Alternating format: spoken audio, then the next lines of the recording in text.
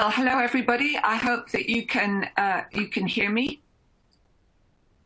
And I'd like to say an enormous welcome to everybody attending this UK Biobank Scientific Conference.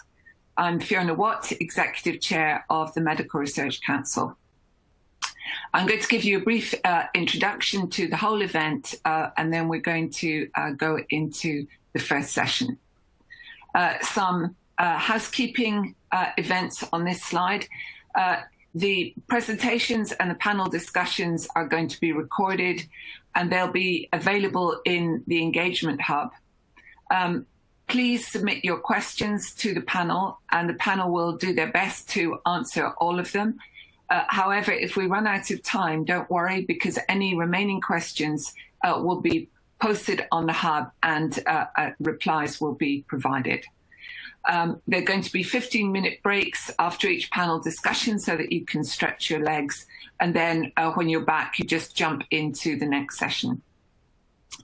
I'm sure that I speak for many people when I say that it would be very nice if we could meet in person. But on the other hand, there are some really positive things about meeting online. In particular, more people can participate. And we have about 2,500 people registered for this event from all over the world. So that's really exciting, and it's great to be able to share the Biobank work with so many people. I told you that I'm Executive Chair of the Medical Research Council, and the MRC was one of the initial funders of this project. And we're very proud of what Biobank has achieved over the years. But I thought it might be interesting to put this slide in, the amount of money that we invested in Biobank versus the number of publications which came out of the project.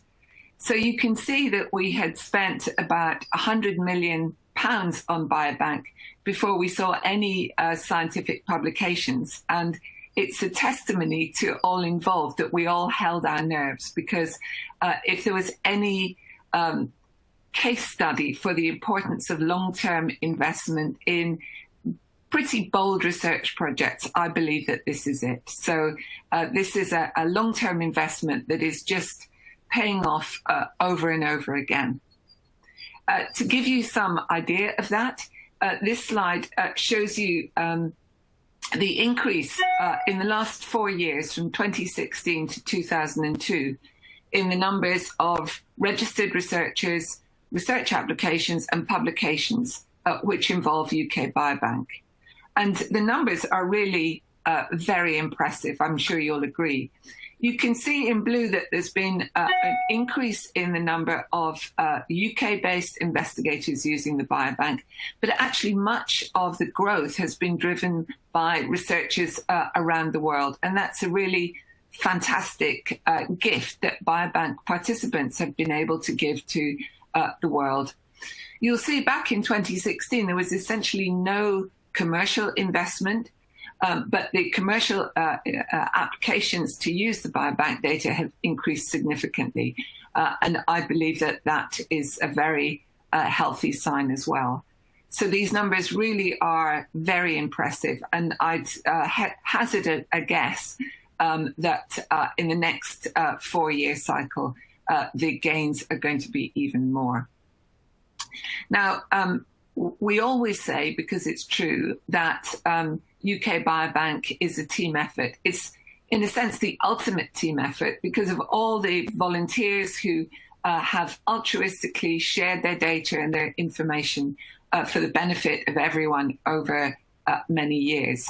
But I wanted in my last slide to just pay particular tribute to Rory Collins, who will in March accept the MRC's Millennium Medal for 2020. This medal recognises outstanding MRC-funded researchers who demonstrate scientific excellence and impact across the research environment. And it's really a great testimony to Rory and also to everybody in Biobank that Rory is being recognised in this way. So those are all of the introductory slides that I wanted to show. I would now like to move into the main order of business, which is the session one of this conference. The title of this session is Enabling COVID-19 Research, and it's going to shed light on studies that UK Biobank has set up to tackle COVID-19, and also ways in which Biobank has enabled the research community to understand in a better way the determinants and the consequences of COVID-19. Now, the way the session is going to run is that we're going to have 3 15-minute presentations and then a panel discussion. And I'm just going to briefly introduce you in advance to the speakers and the panelists. I think you'll agree we've got a really fantastic lineup. So first off, we'll hear from Kenneth Bailey from Edinburgh. Kenny works as a consultant in intensive care at the Royal Infirmary in Edinburgh in Scotland. So he's an active clinician, but he's also trained in, very highly scientifically trained, and he has a PhD in statistical genetics. One of the things that, one of the features of the response to COVID-19 has been how it has built on earlier efforts, recognizing the importance of being prepared for pandemics. And Kenny has led a global consensus on harmonization of research studies in outbreaks for ISARIC, which stands for the International Severe Acute Respiratory Infection Consortium. And this and his work with the World Health Organization on flu and MERS and Ebola really placed him in a very good position to lead the charge on COVID-19. The next presenter after Kenny will be Naomi Allen. Naomi is the chief scientist for UK Biobank, and she's a professor of epidemiology in the Nuffield Department for Public Health in Oxford University. And she's primarily responsible for the linkage of electronic health records for all participants. And this, as you'll hear, I'm sure, several times in the meeting, linking different types of data is absolutely crucial to the success of the project. And then our third speaker is going to be Professor Paul Matthews, who is a professor at Imperial College London. His research addresses neuroinflammatory mechanisms of neurodegeneration. He has a particular focus on Alzheimer's disease and multiple sclerosis, but he also contributes very widely to the research landscape. And in particular, he chairs the Imaging Enhancement Working Group, which has supported UK Biobank in creating the world's largest imaging epidemiological data set. In addition to the 3 speakers, we've got 2 very distinguished panelists. Kari Stephenson, I'm sure is known to many of you. He is the founder and CEO of the Icelandic biotechnology company Decode Genetics. And of course, he's very famous for pioneering the use of population genetics in the study of human diversity. And then our other panelist is Professor Louise Wain. She is a GSK British Lung Foundation Chair of Respiratory Research, and she's a member of the Genetic Epidemiology Group at the University of Leicester. Her research background is in the genetic architecture of respiratory health and disease, and she's particularly interested in pulmonary fibrosis and chronic obstructive pulmonary disease. Louise has made many contributions in this area, and in particular, she currently co-leads the post-hospitalization COVID-19 study, which is aiming to recruit and follow up 10,000 patients from across the UK who were hospitalized with COVID-19, so that we can really understand the long-term consequences of this disease. So without further ado, I will pass over to Kenny Bailey for the first presentation, and his title is Genetic Mechanisms in Severe COVID-19. So thank you very much, Kenny.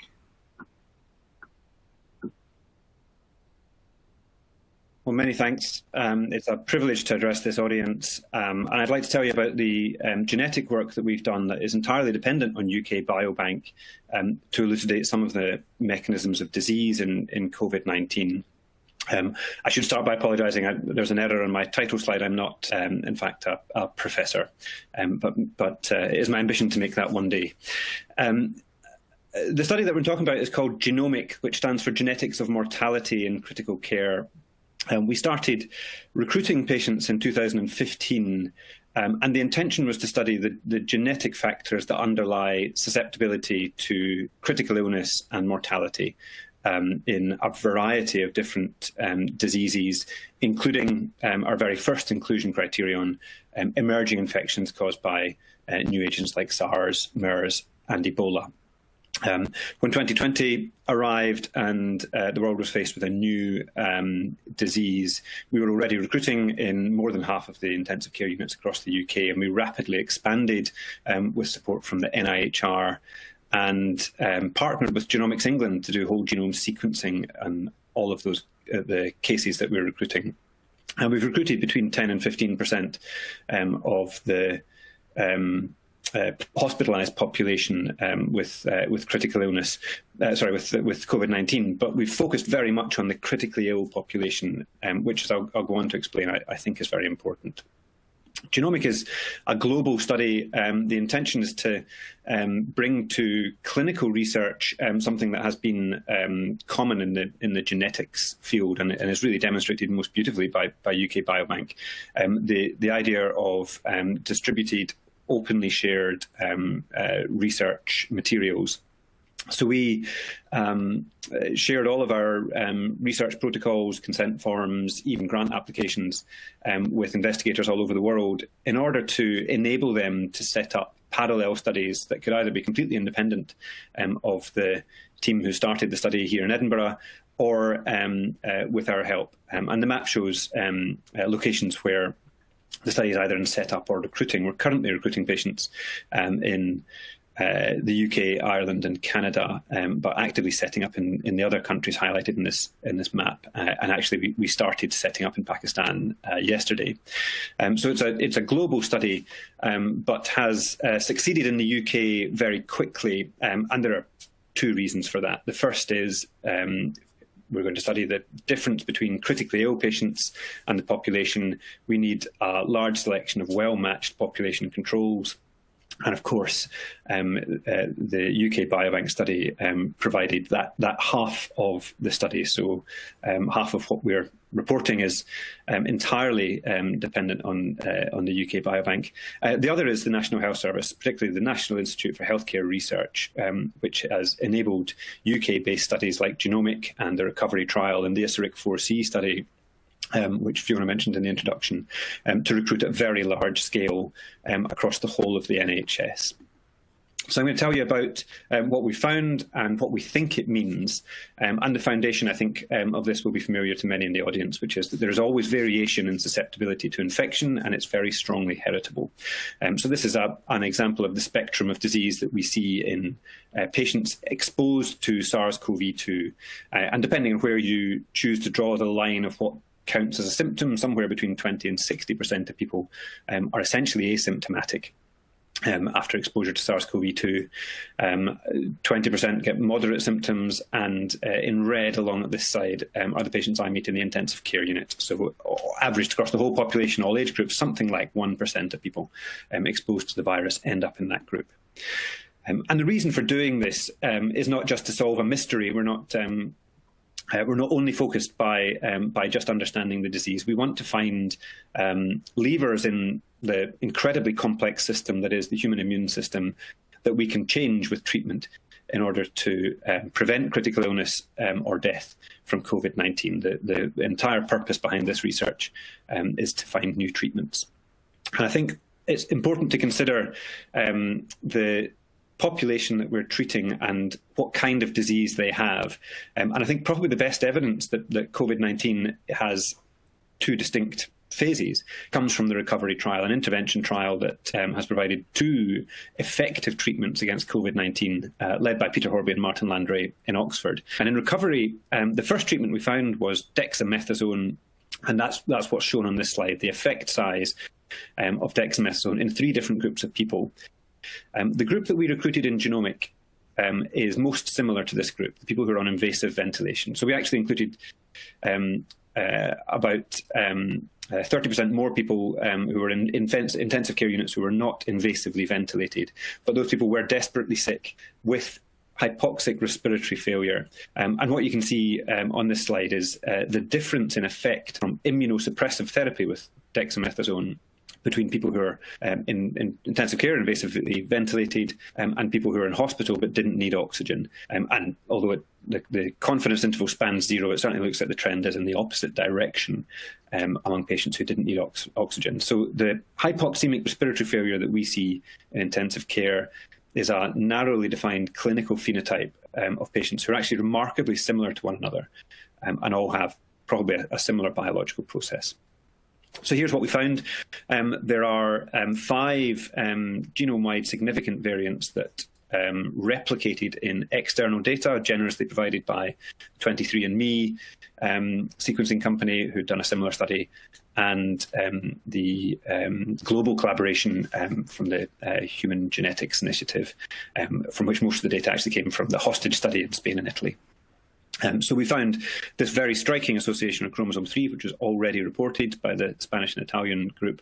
And these 4 additional genome-wide significant variants in chromosomes 12, 19, and 21, which I'll speak about in turn because each of them has important biological consequences. This slide just shows for the statistical geneticists in the audience the replication p-value showing that the 5 variants that we found that we were confident about were significant in replication. So we're very confident that they're robust. The 3 variants that did not replicate are all in the MHC, an area of the genome which is both likely to be associated with infectious disease and the immune response, and also very susceptible to population stratification. So we don't yet know if they're real. So the first variant that I'd like to talk about is DPP9. Louise Wayne, who's on the panel, has also led work in pulmonary fibrosis that associates this variant with lung disease. We see this very striking association in DPP9 with susceptibility to critical illness in COVID. This gene is implicated in a number of cellular processes that could be tied to COVID pathophysiology. So it's probably the one we know least about, but it is important in inflammasome activation, a process that has been found to be present in the lungs of patients with COVID, and is the target for therapies that are being considered for inclusion in clinical trials or are currently in clinical trials. DPP9 is also involved in the production of anti-inflammatory cytokines such as CXCL10. So it's not certain exactly how it's affecting disease progression, but the association is strong, and I think it's very likely that the named gene in which the variant lies is the one that's affected. We also saw an association in the OAS gene cluster. So I think if we asked any virologist to name genes that were likely to be important in the host response, this would be pretty high on their list. This stands for oligoadenylate synthase. This is a group of genes that encode an enzyme that produces a second messenger that activates another enzyme called RNA-ASL that directly degrades viral RNA. So it is part of a host antiviral response, which is important in degrading RNA viruses, and of course COVID is one. Interestingly, other coronaviruses that are known to infect humans produce an inhibitor of this system, but SARS-CoV-2 is not known to do that. And this is potentially druggable. There's a class of drugs called phosphodiesterase 12 inhibitors that increase signaling through this system by inhibiting the breakdown of that second messenger. And those drugs are in early phase trials just now and could potentially be repurposed for treatment of COVID-19. The caveat there, I think, is that this system is likely to be important early in disease. And of course, although genetics can tell you very specifically where in the immune system we might need to intervene in order to alter patients' outcome, it doesn't tell you when, from the principle between conception and presentation to the intensive care unit, we'd need to intervene. And I think antiviral therapies or augmenting host antiviral signalling is likely to be mainly important early in disease. And that also applies to this hit. This is IFNAR2, the interferon alpha and beta receptor. So we showed that this is actually an EQTL for expression of IFNAR2, and using Mendelian randomization, we found a strong signal, which we replicated, showing that producing more IFNAR2, that is more signaling you expect through the interferon pathway, was likely to be protective against COVID-19. So more interferon is better. But that's at odds with the results of a clinical trial led by the WHO, the Solidarity trial, which injected systemically interferon into hospitalized patients late in disease with COVID. In fact, there was a signal trending towards harm from that therapy. So again, we're limited by the fact that we can't tell when in the disease we need to use these interventions. Perhaps more promising is this association with type 2, tyrosine kinase 2. Now, there are a lot of genes in this area, and of course we don't know that the effect of this variant is mediated through type 2. But as with IFNAR2, there is an EQTL for type 2, which is very strongly significant in our data, and changes the amount of expression of type 2. And using Mendelian randomization, we again found a strong signal which replicated, showing that producing more type 2 was associated with increased risk of COVID-19. Now, there are a few caveats there. One, again, we don't know when in illness we'd need to intervene to change that. The other is that there's a protein coding variant that changes the function of the protein, which might have the opposite effect and is in linkage disequilibrium with this variant. So we don't know which direction we want to change type 2 signaling, but this is a suggestion that targeting that enzyme might be therapeutically effective. And of course, our hit rate for therapies in COVID-19, although it's astonishing that we found 2, the hit rate has not been good. So even if we've got evidence that there's a 50-50 chance that type 2 inhibitors will be effective, that's a substantial step forward. And type 2 inhibitors are now, in part on the basis of this evidence, being included in the recovery trial. That's how those variants, those genes rather, fit into a cartoon of interferon signaling. So type 2 and IFNAR2 are closely related, and we don't know the direction of effect for type 2, but from the Mendelian randomization evidence, it looks like they have opposite directions of effect. We also performed a TWAS, transcriptome-wide association study, to show the direction of effect we'd expect based on expression only of all of the genes associated in our study, and found other therapeutic targets. So in the chromosome 3 locus, there are variants with both direction of effect. We don't know which one is effective, but CCR2 is a very plausible therapeutic target to inhibit the infiltration of monocytes into the lungs. CCR2 is the receptor for a signaling molecule called monocyte chemoattractant protein.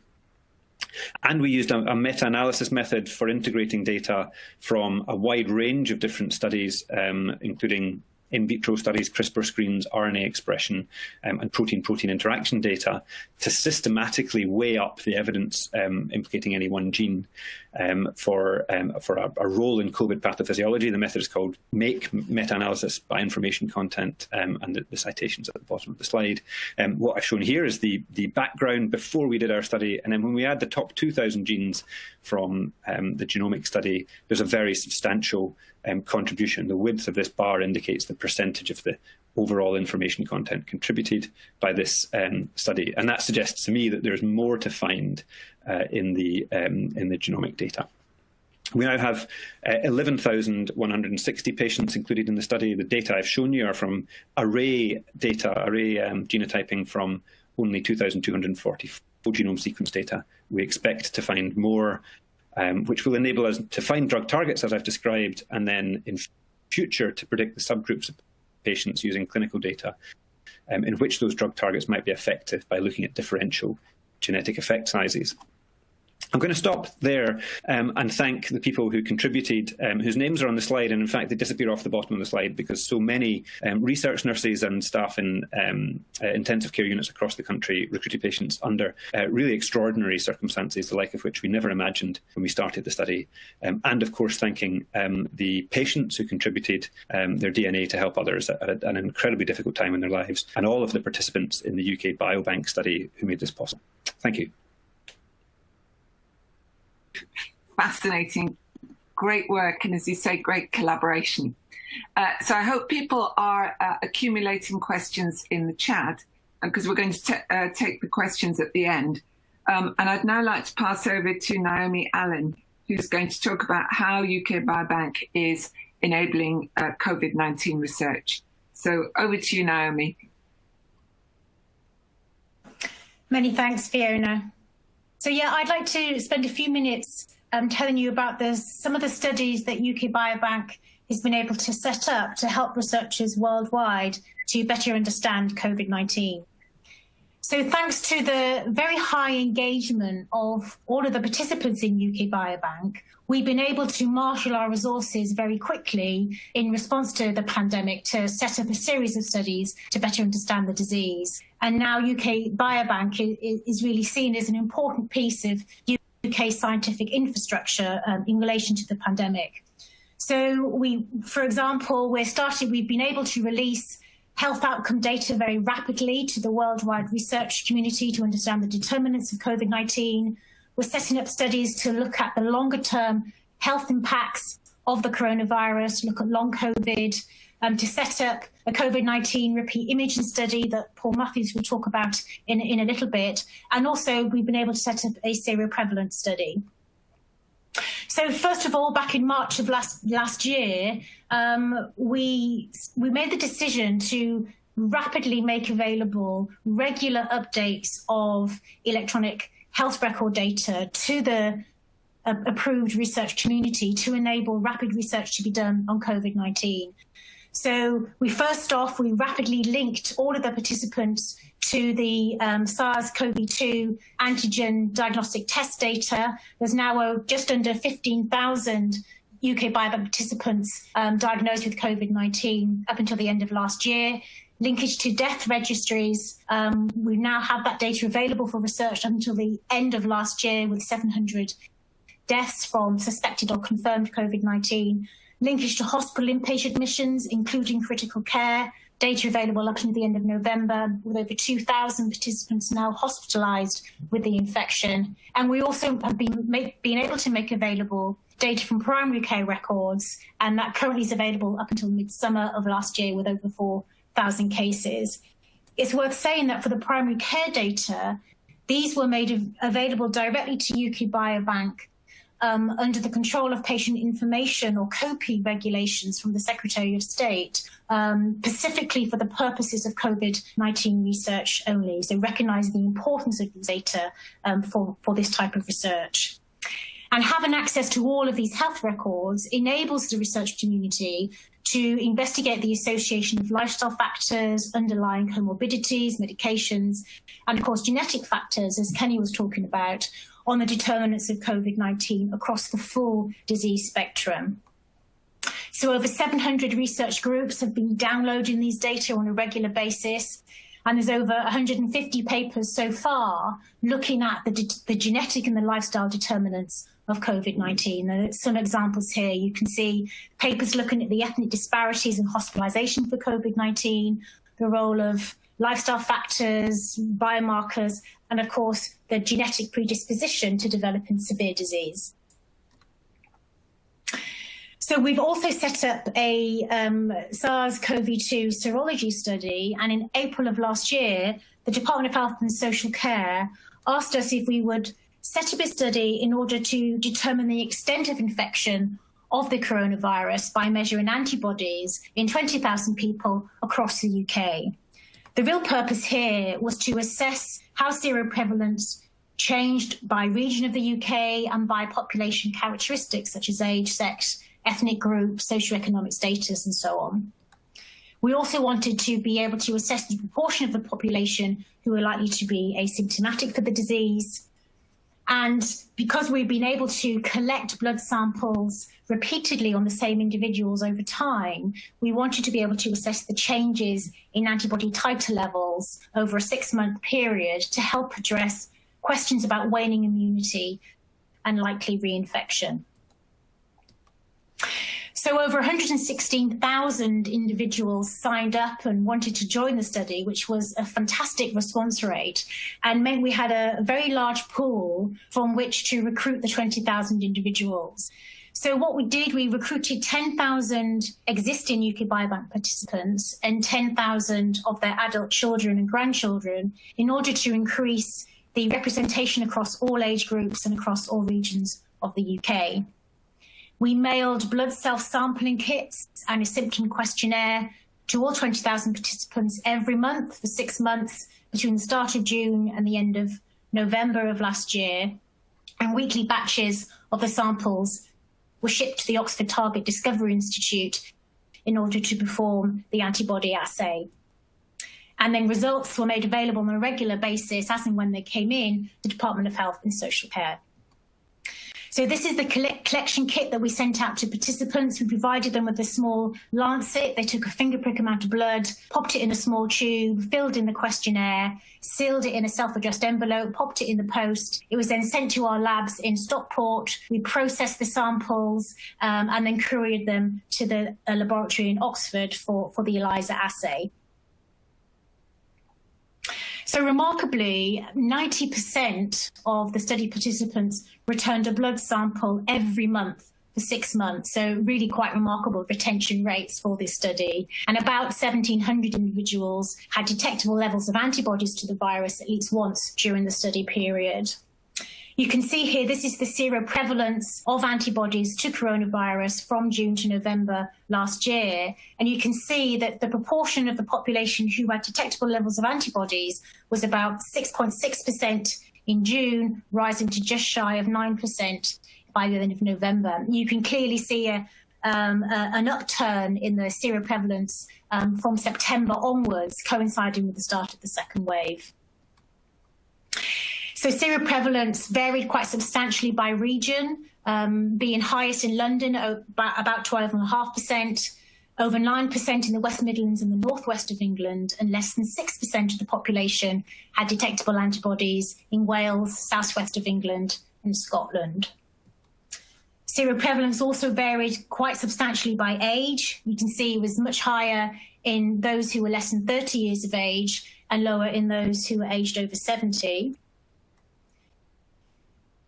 Also, seroprevalence changed by ethnicity, being of 16% in those of Black ethnic minority, compared with 8.5% ethnic group and 7.5% in those of the Chinese ethnic minority group.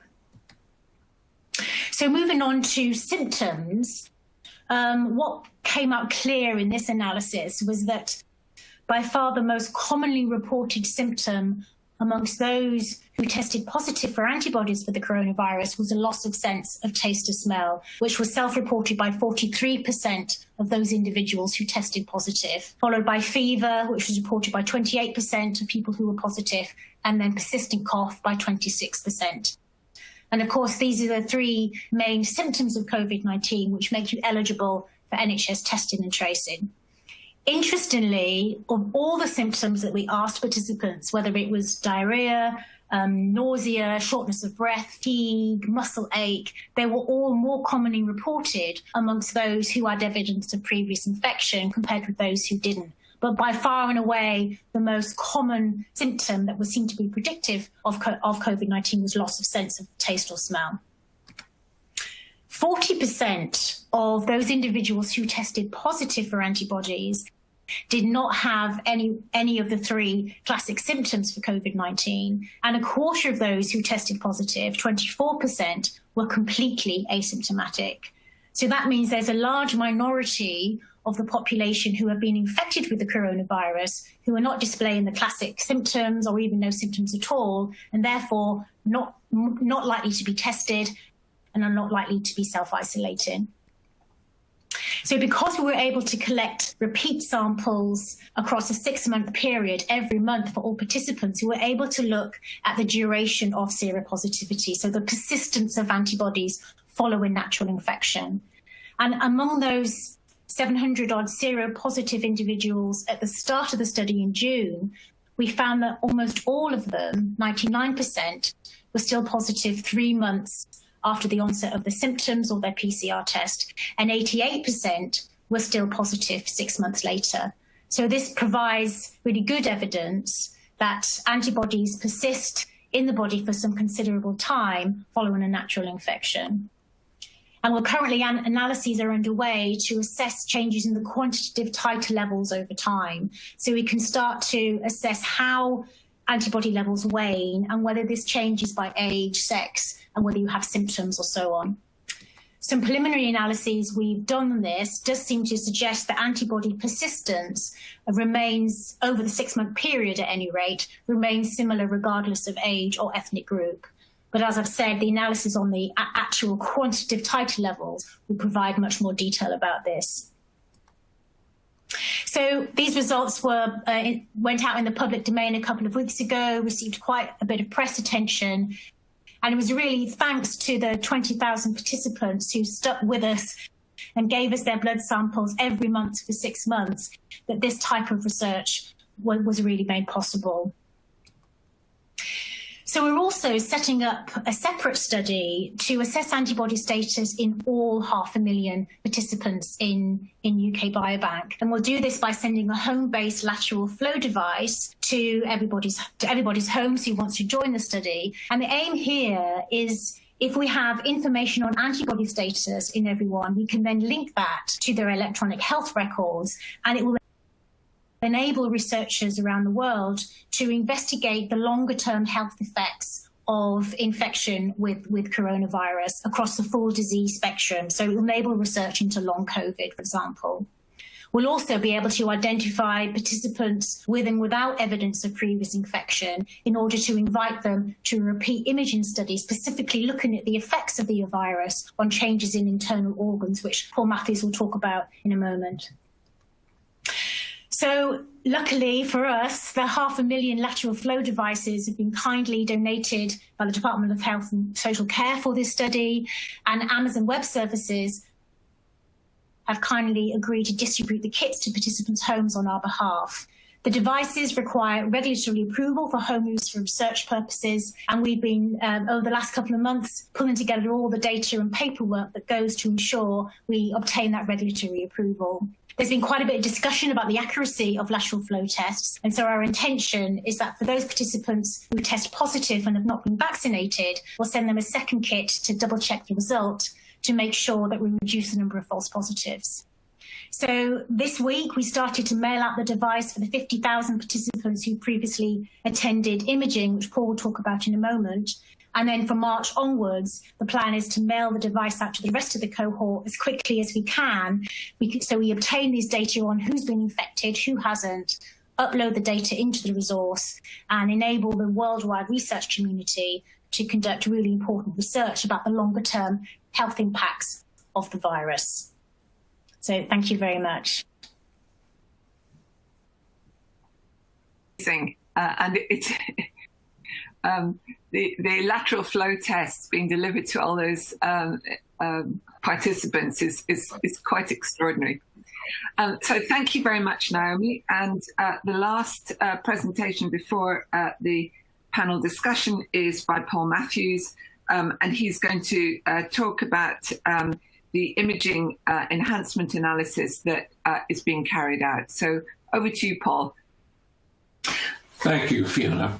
It's great to be able to join everyone in the conference today, and let me thank Naomi for setting the scene. I'm going to talk about multi-organ morbidities associated with SARS-CoV-2 using the, as we are beginning to study them with the UK Biobank imaging enhancement.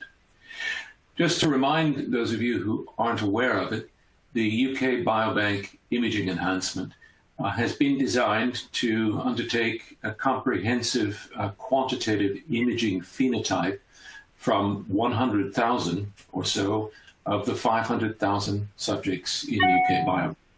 The study was initiated in 2017, and it includes imaging of the brain, heart, whole body with MRI, the carotid, and DEXA for bone and muscle. All of these data will be added to the baseline data to provide a very powerful set of measures of intermediate phenotype to link to incident outcomes. At the time that the COVID pandemic began in the UK, just under 49,000 people had received this full imaging assessment as part of a repeat visit to one of the UK Biobank imaging centres. This really, as I'll show you in a moment, provides a remarkable opportunity to learn more about the multi-organ morbidity of COVID-2. Now, let me COVID-19. So let me tell you about the multi-organ morbidity. For those of you who aren't aware, we associate COVID particularly with pulmonary complications. However, long term, there are changes in performance. Here shown as oxygen consumption with exercise that are substantial and prolonged. As people have begun to study multiple organs, particularly using imaging tools, which allow one to look at the tissues inside the body, one is beginning to discover that this is not just a consequence of pulmonary pathology, but also of heart. These are sensitive measures of cardiac structure that were conducted after in people who were hospitalized with COVID using advanced imaging tools by Stefan Neubauer and his colleagues. In the liver, again, sensitive measures of the tissue characteristics using MRI from the same group, and even of the brain. For those of us interested in the brain, this is really very striking. Those people with a higher leukocytosis on infection showed increased numbers of small white spots in the brain of the type that neurologists associate with microstrokes. The neurological complications, again speaking as a neurologist, are particularly interesting and important for the long-term outcomes after COVID infection. In one of the early, really pioneering studies from the Liverpool group, 62% of the severely affected hospitalized patients were found to have had strokes. About a third presented with altered mental state and psychiatric syndromes.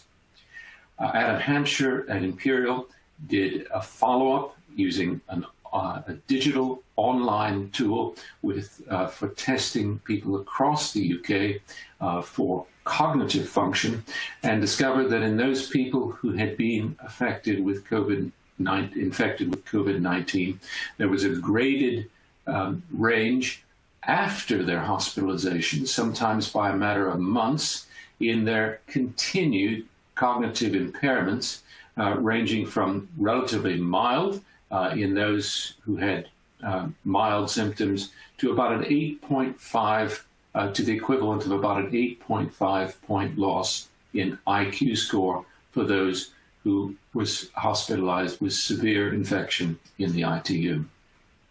The mechanisms for this are really unclear. It may be direct infection. There is some evidence for this, or it may be secondary consequences of systemic inflammation. These data are important to understand if we are to treat these secondary morbidities of the viral infection, but there are a lot of limitations to what we know.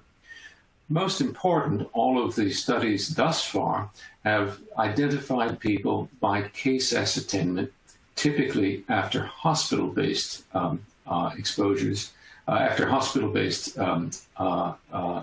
infection detection, rather than by population exposure. This means that we don't know whether we're looking at the tip of the iceberg or whether, in fact, this is really just an isolated phenomenon that is limited to those with who've undergone very severe infection and maybe a consequence of multiple factors associated with hospitalization. Furthermore, the investigations thus far have been able to be performed only after infections. Thus, we really can't tell whether these abnormalities, which describe pathology in multiple organs, represent risk factors for COVID. That is to say, people with these organ abnormalities are more likely to be infected, or whether they reflect consequences of the infection. The UK Biobank imaging program, which has entered a re-imaging phase in which we are starting to call back people who were imaged over 2016 to 2020 before the pandemic, calling them back for repeat imaging over the next year and beyond, offers a really remarkable opportunity to look at images and deep characterization of people, as well as to apply tests to the blood samples that were taken when they came before the COVID pandemic and those subsequent. So we can gather all of these imaging data together for deep phenotyping, quantitatively measured, in conjunction with biological samples, repeated cognitive testing, and of course the linked genomic, lifestyle, and clinical data that you've just heard about. The design of the study is simple in concept and represents a subset of the kinds of investigations that Naomi just described. All of the 48,000 participants in the original imaging to date will be sent the Fortress home COVID test kit. Positive tests, as Naomi described, would be reconfirmed with repeat home tests. About 1,500 of those people with a positive lateral flow test will be invited for repeat imaging over the period between February, which we've just, and the first have already started, and August of this year. And they will be matched demographically, roughly, against 1,500 people who are LFA negative on when they come into the imaging center. They will receive an ELISA blood test to confirm the diagnosis. It's a gold standard test, and the imaging assessments, as I've described, will be repeated with some enhancement for additional brain measures, renal imaging measures, and phenotyping. This will provide us with a real opportunity going forward to see precisely what's happening in people before infection and after infection, and deconvolve this challenge of understanding whether the abnormalities that have been reported so far represent additional risk factors, or whether the problem the problems are a consequence of infection. Moreover, we will be able to understand whether these multi-morbidities that may be occurring reflect just the severe disease as a consequence of that is seen in the hospital, or whether it is more broadly found in the virus-exposed population. Now, even as we go forward, there are additional opportunities to learn more, and you'll hear from Chris Whalen this afternoon about a really exciting initiative that is being pulled together by a consortium of pharmaceutical companies in order to learn more from the UK Biobank data in this situation, and to share that data publicly. I won't say much about it, but added to the data that I've shown before, we expect to have in the relatively near term a broad range of plasma biomarkers, which will particularly in this context inform us about inflammatory responses in the body of these people. And we'll learn even more going forward into the future. I'm really pleased to report that over the last year, generous funding has been committed from the Chan Zuckerberg Initiative, Calico, and further funding from the Medical Research Council to support re-imaging now that will be expanded after this first sub-study specifically targeted at COVID is completed this year from 2022 to an additional 60,000 repeat measures, providing a much more comprehensive assessment of the impact of COVID on people through the population, and looking at a range of time intervals between the initial scans, many of which will be pre-exposure, and those afterwards.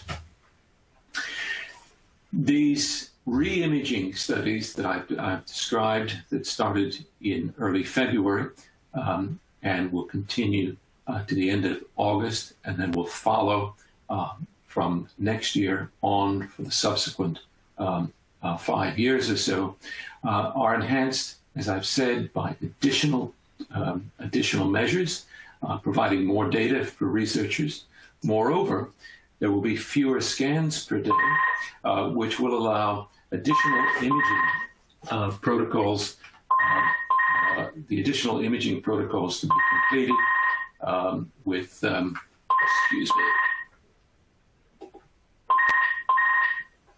additional imaging protocols to be completed with a higher frequency. Your call can't be taken at the moment, so please leave your message after the tone. After all this planning. Additional imaging to be completed, providing more information for researchers, and we hope over the next year, with support from Gates Ventures, to be able to add to the current imaging protocol additional measures on the eye through optical coherence tomography, through an exciting protocol being developed by the UK Biobank Eye Imaging Consortium, led by Paul Foster. Let me close by repeating what my colleagues have said. UK Biobank is a team effort, and as Fiona mentioned, it's the ultimate team effort. I want to thank all of the participants in UK Biobank, without whom this remarkable set of studies would not have been able to be undertaken. And I just want to emphasize that for a technically highly complex set of measures like brain imaging, it is the consequence of input from literally over 100 investigators from across the world who've helped to advise the UK Biobank team and are continuing to provide useful oversight to ensure that these measures are well conducted and powerful. Thank you. Thank you very much. That was really great. So we've got, I must say, we've got 3 very well-behaved speakers because we kept to time, which is always nice. And we've got lots of questions in the chat. And so we should remember that as well as the speakers, we've got Louise Wayne and Carrie Stephenson able to weigh in. And so before we go through the specific questions, I just wanted to open up, first of all, to Louise and ask how the studies that have been described today interface with the post-hospitalization COVID study. Yeah, thanks, Fiona. Yeah, really fantastic talks, and it's amazing to see so much exciting new data being collected through UK Biobank going forwards. And I think really how studies are going to link together and are planning to link together, I think that's a really key thing. I mean, we've heard from, the common thread in these talks has been that variation in terms of sort of the patient participant population, in terms of the severity of their disease, the demographics. Kenny highlighted, for example, the results of trials and how that has actually changed a lot of the care during the acute episode. And then on top of that, we've had the introduction of vaccines, the new strains of the virus. So I think moving forward, it's important that all studies do work together, because I think the only way that we can really answer all of these different questions is by having all of these different populations represented. And for the post-hospitalization COVID study, the way that we've been trying to do this is very much to align questions and sample collection, data collection with other studies so that we can compare our post-hospitalized population with the non-hospitalized population and also broadly with other populations worldwide. Thanks very much, Louise.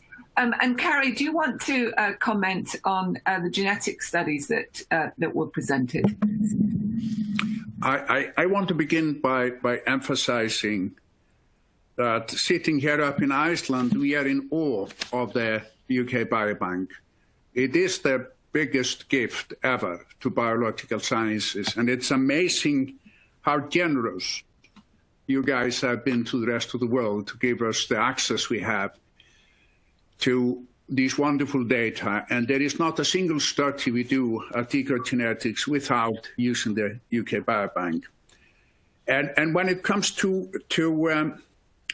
these three wonderful talks, I'm extremely impressed, Paul, with the imaging study that you're doing at the UK Biobank. We have been using particularly the brain images to look at the correlation between brain age and chronological age, and the host genetic stuff that you guys have done is beautiful, and probably the most elegant study of host genetics in infectious disease ever done.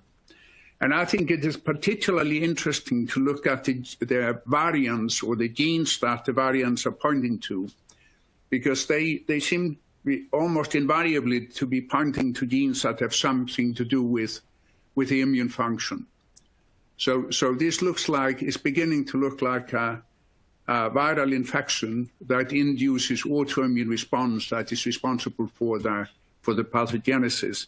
And Naomi, this very large serological study is beautiful, and it sort of jives well with what we are seeing in Iceland, which is that the titer against and we have been quantifying it, that the titer against the virus does not seem to decrease over at least 6 to 12 months, which is wonderful. And we indeed we have been doing a fairly careful study, not just of hospitalized patients, but everyone in Iceland who has been diagnosed. We've been looking at the long-term consequences, phenotyping them for all organ systems. And even though there are long-term consequences, the serious ones seem to be almost always correlated with very serious disease during the infection of the virus. So those who are mildly affected or those who are asymptomatic do not seem to have much in the forms of long-term sequelae. But basically, I sit here, as I said in the beginning, in Iceland, just listening in awe of all of the wonderful things that are coming out of this, is what I look at as the greatest initiative ever in biological sciences. And so thank you guys for that. Great, thank you very much for that. Now we have, as I said, a lot of questions in the chat, and I'd like to come to Kenny. You'll see there's some questions particularly about whether your studies were good enough to see whether there was any genetic basis for the disproportionate impact of the disease on the Black and minority ethnic populations.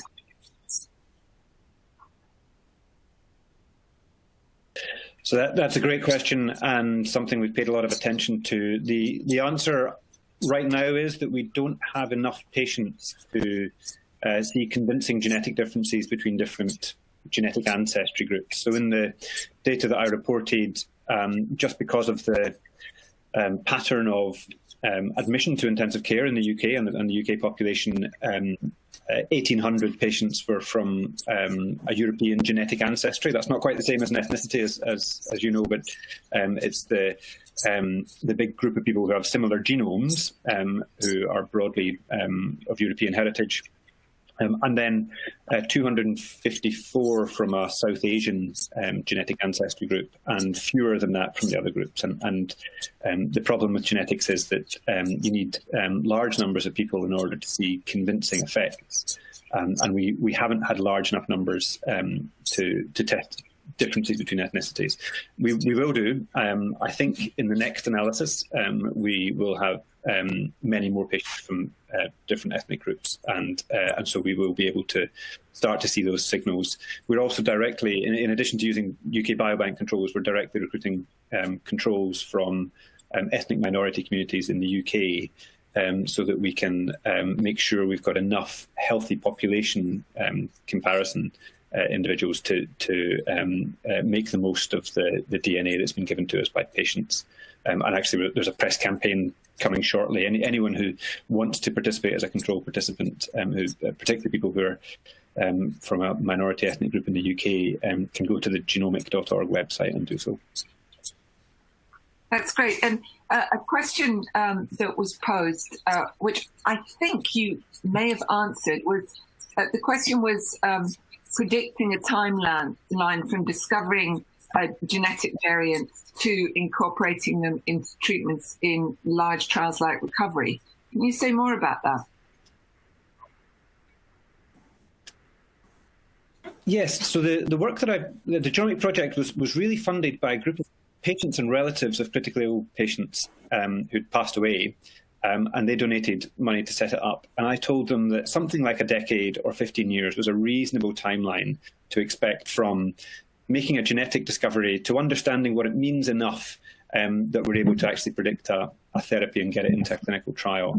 In fact, we reported the genetic findings that I talked about on the 24th of September, and that day I spoke to Peter Horby and Martin Landry from the Recovery trial, and within 3 months, the new arm in Recovery had opened using baricitinib. Now, that didn't entirely come from Genomic.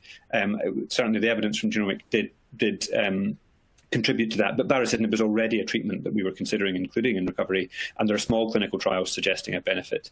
But I think 3 months from discovery to starting a trial is a record that I certainly hope never to have to beat at any point in the future.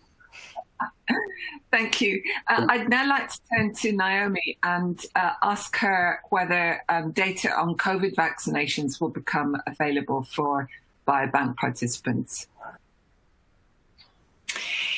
Yeah, thanks. That's a really good question. The short answer is yes, hopefully through the primary care records.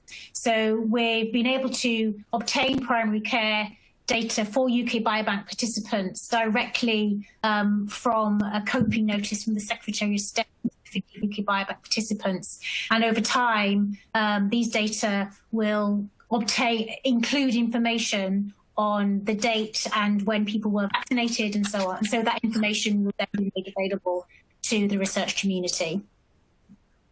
Thanks, and that leads on well to another question in the chat. The question is, why is it that the COPI notice only applies to COVID research? Can the scientific community do anything to change that? That's a really great question. We've tried for years to obtain primary care data for broader research purposes, and that hasn't been possible for a whole range of reasons. And we're hopeful that the release of primary care data for COVID research we've been able to show that these data are vital, not just for COVID research, but actually for a whole range of research purposes. And we're very hopeful actually that NHS Digital in England will be able to release primary care data for broader research purposes, not just COVID-19, in the very near future. So I think the future is bright in terms of researchers being able to get their hands on primary care data for a whole range of research in the future. Thank you. I'd now like to turn to Paul and the imaging studies. I remember when the first evidence started to emerge that loss of smell was a common symptom of COVID. People were talking about that being likely to some brain inflammation. Can you say anything about that?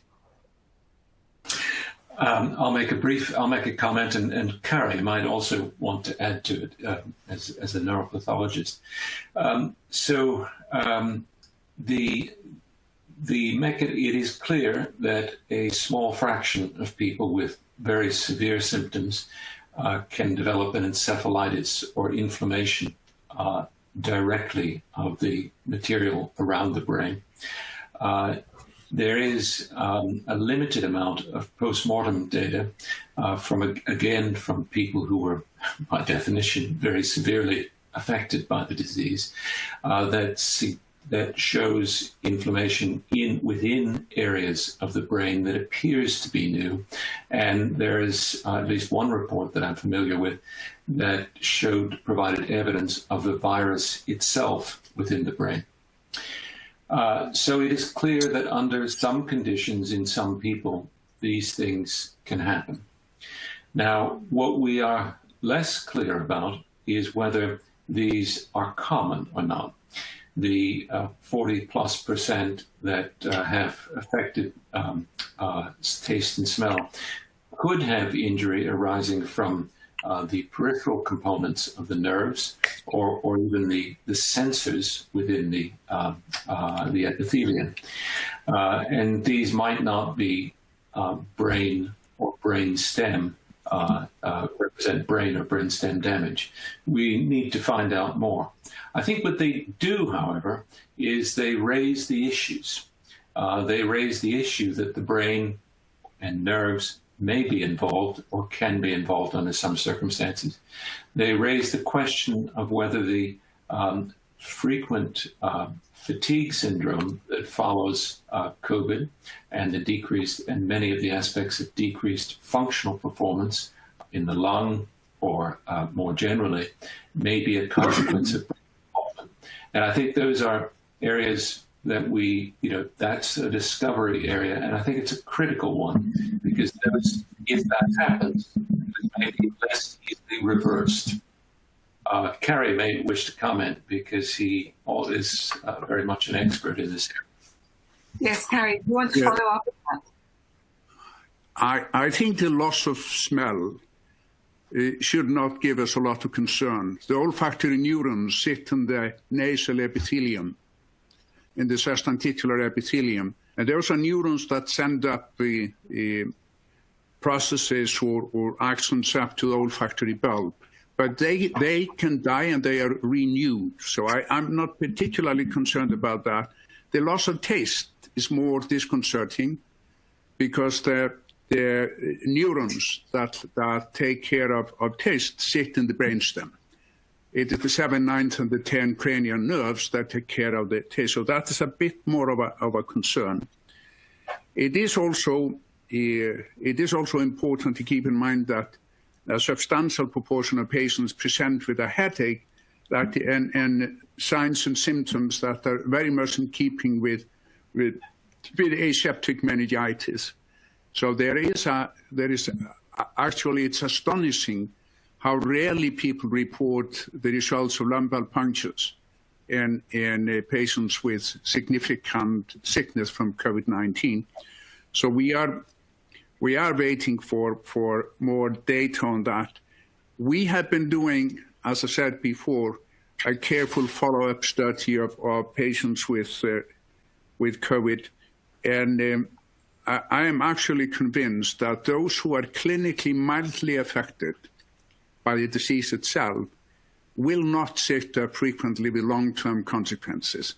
So it is mostly in those who become really seriously ill that we have to be particularly concerned about long-term dysfunction in the brain, etc. But I agree with Paul, the only organ that really matters is the brain. Well, I would disagree with you there, Carrie. I was actually going to bring Louise in to see if you wanted to comment on the effect on the lungs, because those look pretty irreversible to me. Yeah, I mean, I think, again, going back to this issue of the differences in severity of the acute episode and the treatments, we know that certain treatments, invasive mechanical ventilation, have effects on the lungs that quite often resolve over a period of time. And I think it's still really early to know whether longer-term effects on the lung will persist as a consequence of the virus itself. And in fact, there are studies that are looking at that.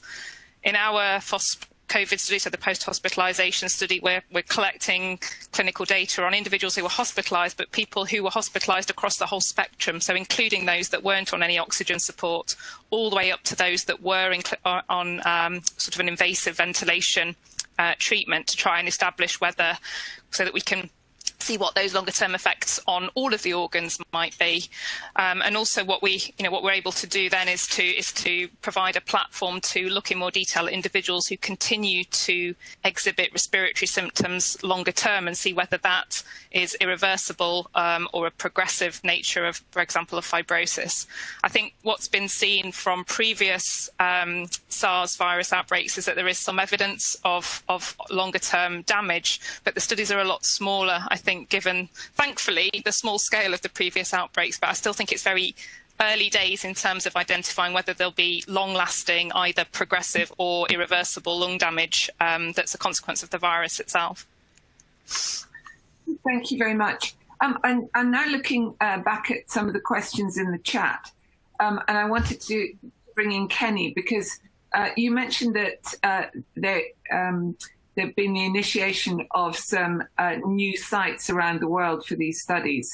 And the question was how the results of the studies, the genomic study, will be reconciled with the new locations who don't share the same demographics as the UKB group, who are providing the control group.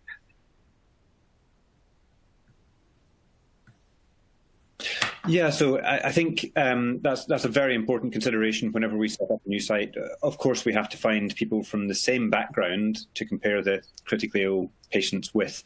In some cases, there are population genetics studies that we can access for controls, that people who have already volunteered. In some cases, we'll need to recruit members of the public in those sites in order to get a strong comparison. I think it's very important that we do so, not just to be inclusive and for ethical and moral reasons, but also for scientific reasons, because we see these associations with specific positions in the genome, but lots of variants in the same part of the genome are inherited together because of genetic linkage, and teasing apart in a block of variants that are all inherited together in one population, which variant is actually causing, or which variants are actually causing the effect that we're seeing, can be very difficult. And one way to do that is to make use of the full diversity of the human population of the globe, and find populations in which those patterns of inheritance are slightly different, so we can potentially get much more specific mapping of which the causal variants are likely to be. Thank you. I've got a question for Naomi, which I must say this question makes me smile. Thinking about the seroprevalence study, where seronegative participants asked if they had symptoms. The short answer is yes, they were. So all the 20,000 participants were asked to fill in a symptom survey every single month, asking about symptoms they had in the 4 weeks before they took their blood sample.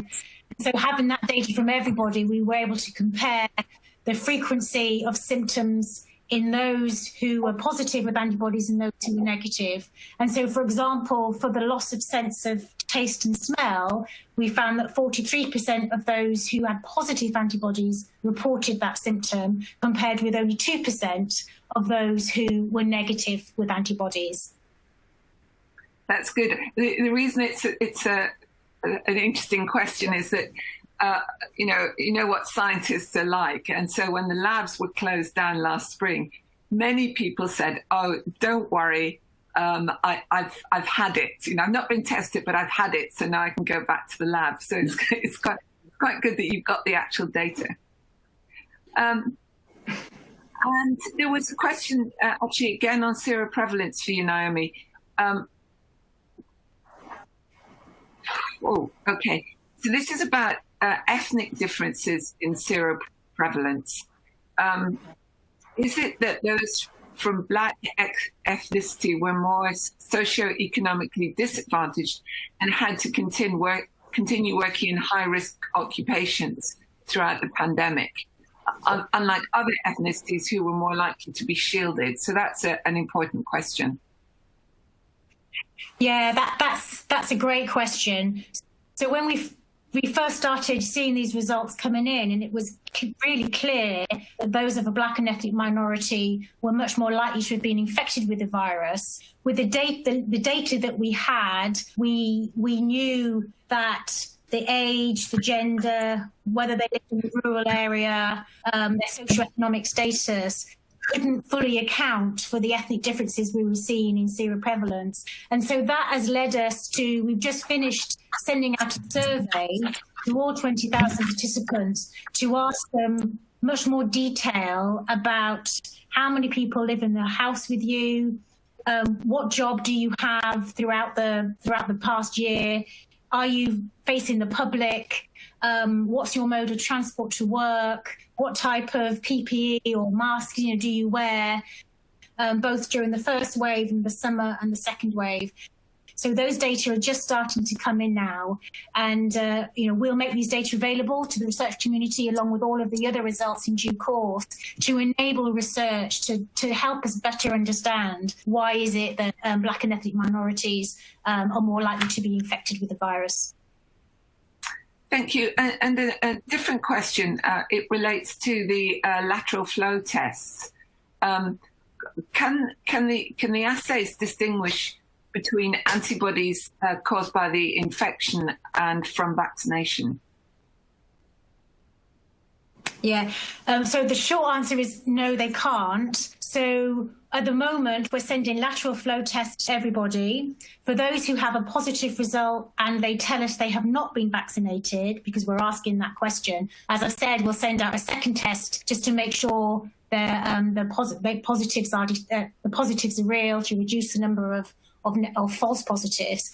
For those that have a positive result on the lateral flow test and have also told us they've been vaccinated, obviously we don't know whether the antibodies are produced because they've previously had COVID-19 vaccination. So our intention is, if we can, is to send out a blood sampling kit to those individuals, ask them to take a small amount of blood, pop it in the post, and then we can send that to a laboratory where they can do gold standard assays in order to measure antibodies to differentiate between whether the antibodies are produced following a previous natural infection or whether they're produced following the vaccination. And this will prove vital to enable research into, whether the antibodies are because they've been infected or because they've been vaccinated.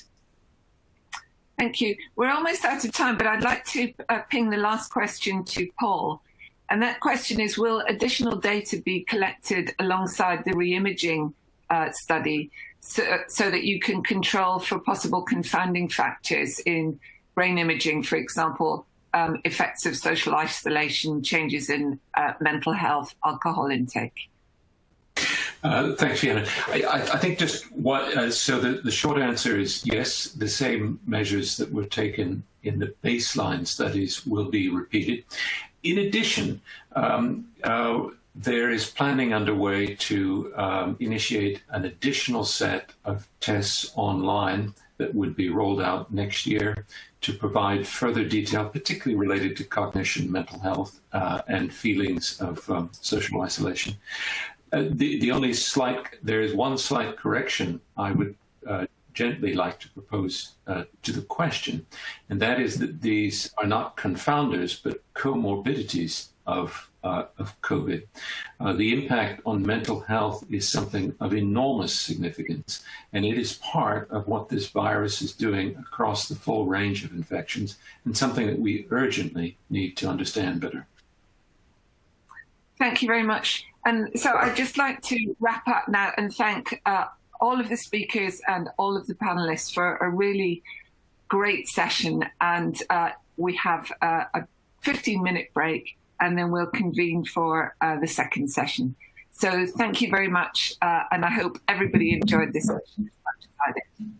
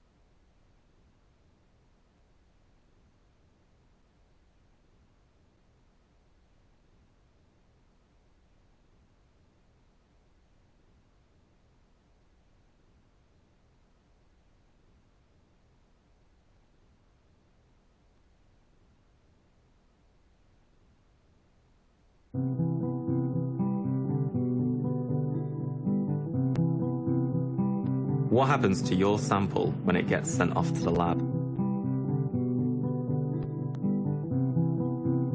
After the samples are posted by the study volunteers, they are received for analysis. When samples arrive in the lab, we sort them immediately. This is to ensure older samples are processed first, and to ensure the viability of the sample. Every sample that we get at UK Biobank is logged into our laboratory tracking system. This is important so that we can track every sample through the system. Envelopes are then stored at 5 degrees C in our reagent store to better preserve the samples. The samples are then taken into a microbiological safety cabinet so that they can be handled with the least risk to our laboratory staff. While the risk from the volunteer samples is considered low, we take health and safety and the prevention of spreading COVID-19 very seriously. The envelope is then scanned, opened, and the contents carefully removed. The sample tube is then secured into a centrifuge bucket and the survey filed away to be scanned, archived, and reviewed. The centrifuge buckets are then handed over to the processing team. The samples are spun at high speed in a centrifuge for 10 minutes to separate the components of the blood into distinct layers.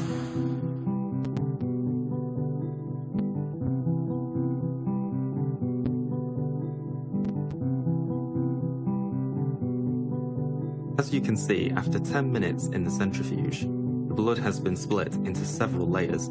The red layer contains heavier parts of blood, such as red and white blood cells. The pale yellow layer is called the plasma. This contains all the proteins found in blood, including antibodies. The serum needs to be removed from the rest of the blood for the test. We use pipettes to carefully draw this layer out. This is then put into a well on this 96 well tray. A second fraction is then taken to store on a second plate as a backup in case further testing is required. A further 79 samples are then placed in wells on the same plate. The first and final columns are left empty so that control samples can be tested. Once the plate is complete, the wells are thoroughly sealed to ensure no loss of sample or cross-contamination during storage and shipping.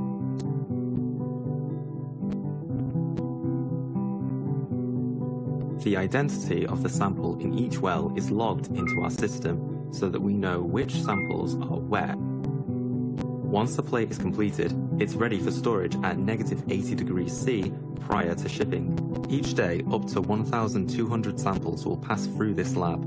It's our aim to process them into storage as quickly as possible to maintain the best integrity of every sample. The samples are shipped once a week to a different lab for testing. On behalf of UK Biobank, thank you for providing so many samples for this study. Thank you, and let's stop COVID together.